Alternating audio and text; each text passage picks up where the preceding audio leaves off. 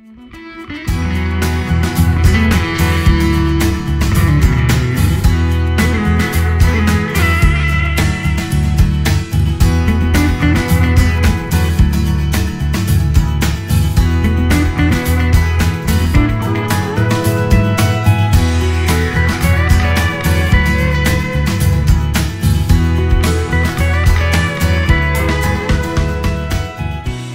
what are you expecting from the movie tonight?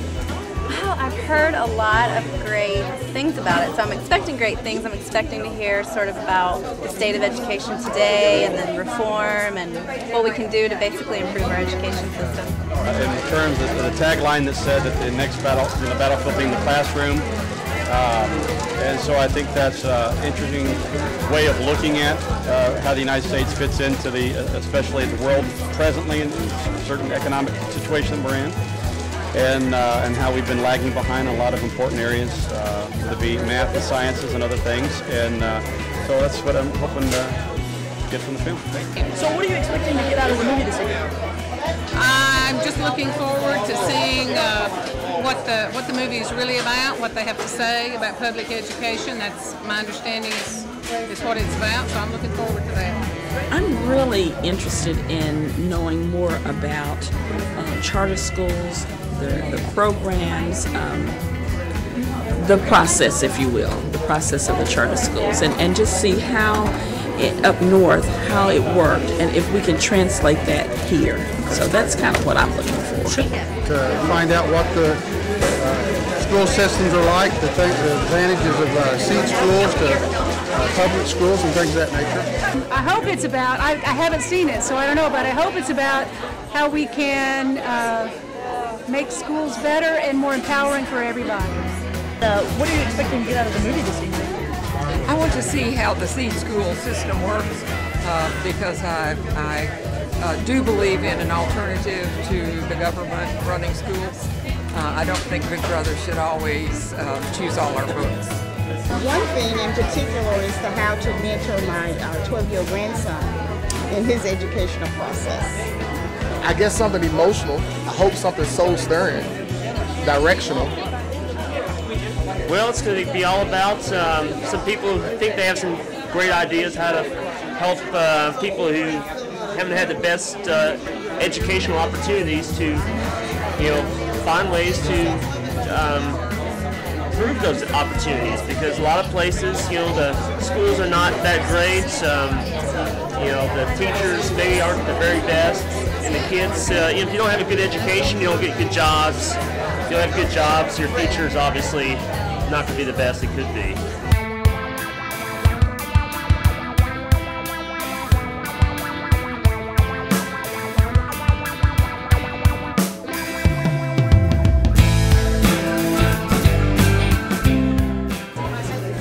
Who is your educational hero and why?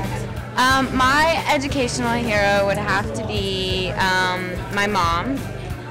She's been a teacher for 14 years, and she actually taught at every single school that I went to in order for me to have a better education so that we could go there as well. And she was my art teacher for 18 years, which is kind of crazy to believe. But what's really great about her is that she pushed students to learn a lot. She helped a lot of kids get into college and further their interest in art, and really instilled an appreciation for art within them. So I really value everything she did for me growing up, but also for all the students that she taught throughout the years. My educational hero would have to be, let me think about that. I have a couple. Okay. I would have to say FDR, and another one would be probably Mahatma Gandhi. And why are they my educational heroes? Sure. I just think they're fabulous. I think they've set a good example for people around the world to make sure that they realize that leadership is what it takes to create great school systems and great environments for children, and that everybody needs to get involved to make sure that education is for everybody. My educational hero is Alice Waters. She has a program that she started out in Berkeley, California called the Edible Schoolyard, where she builds gardens in elementary schools and middle schools and incorporates them into the curriculum of the school. So about growing and growing vegetables, learning all about food and food cultures and how our food grows. My educational hero is my 6th grade teacher. Her name was Vera Williams. She taught me how to be creative and how to recognize what I brought to the table, the things that I could do, and the talent. She taught me to recognize the talent that I have. My educational hero would probably be my teacher. Her name's Miss Roper. She's very encouraging. Like, she just keeps on, when you struggle, she just keeps on telling you that you can do it. Actually, my educational teacher just walked through the door. His name is Walter Mincer. He was actually my band director at Austin High School in 1992. He kept me going in the right direction. My educational hero would probably be my 1st grade teacher. And I went to 1st grade in a one-room schoolhouse and 5 children in my 1st grade class. I've got a lot of them. One of them was the superintendent, Carl Candoli, when I was principal. And he was my hero because he was far in advance of the people that were operating then.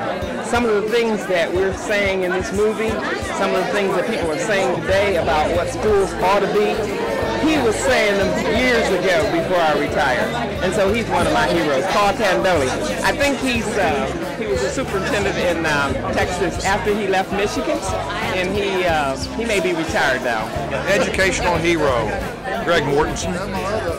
You know who Greg Mortensen is? I know. He wrote 3 Cups of Tea and started all those schools in Afghanistan and Pakistan as almost a one-man show. He's an educational tour de force.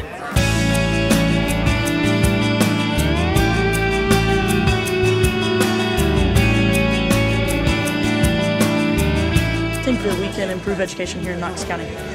Oh my gosh. Well, I use Chattanooga as kind of a model because over 10, 15 years ago they started so many different types of schools, whether it be Montessori, charter, all different kinds of things. And I think we're kind of a little behind, and we just need to start some schools that do some different things for kids in need, not just magnet schools, but specific schools that really almost feel like home to kids so that they can really excel and do some really wonderful things.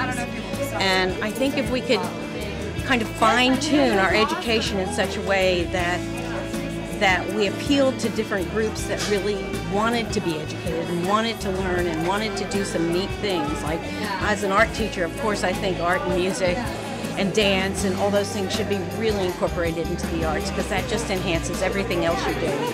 But if we can do that, we'll be fine. Well, thank you. I'm an artist. I'm coming just to broaden my own knowledge about education, but as an artist, I would say that adding the arts to the curricula of all the schools is a vital and essential component.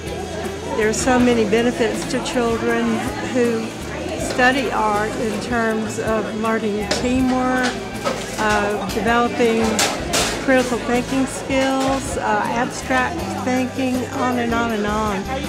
There's been a lot of research done about how children who are at risk have been rescued by the arts because it gives them all kinds of advantages that they wouldn't have otherwise had.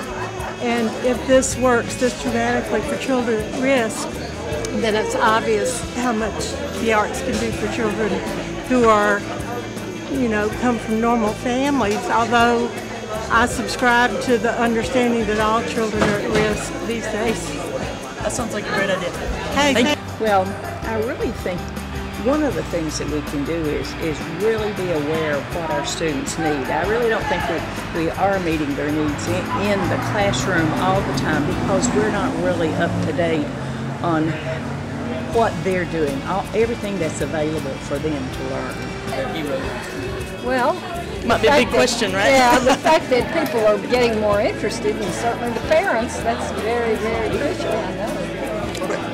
I think the students, we have to trust them enough that they're really there they want to learn too, but we're not really, we being teachers, I'm a teacher, but we're not really up on everything that is available to the students, and so that makes it hard for us, I think, because we haven't had the proper training all the time.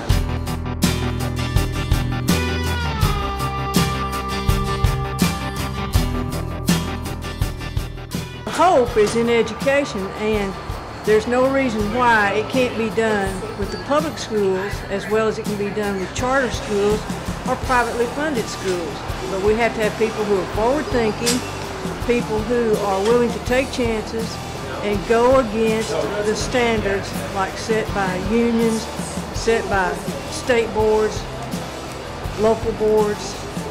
We have to stand up. It struck me that the lottery was just one more lottery in the life that these kids have had to deal with, and these parents. And just, it makes me mad, it makes me sad, I don't know how to react to it, that everybody can't have the same opportunities that I was able to have and that I was able to provide for my own children. So I'd like to do something about it. It's the reality of what's going on in our public school systems and how that they have an organization that pretty much bag them in their wrongdoing. And that's what impacted me the most. I guess it's just the huge disparity that we see between people that have and people that have not. You know, there are tons of people that don't have to worry about being entered into the lottery or anything like that with their education. Some people are just born into not having to worry about it. So I think this really brings to light the discrepancies in the education system. And so I like that the most about it. You know, I guess the reality of just the need for change, and you know, it's like, you know, there's things that, you know, that might need to be addressed in education, but it's emotional. It's a lot to take in. I knew the movie was going to focus on the lives of 5 kids, but I didn't expect the gravity of it. And it's a lot to process. It was rich. It was challenging. We have a lot to. I think it's just the overwhelming need of the children that really need help. Really need someone to lead the charge, to get them moving in the right direction, to get out of the situation they're in, and to make that change, get people off of public assistance, and get them, the first generation children, to get into college. I think that was just the number of children. We only saw a few, but the need is there for so many children across this nation. I thought for us here this evening that the film was a clarion call to all of us that we have to do something pretty fast.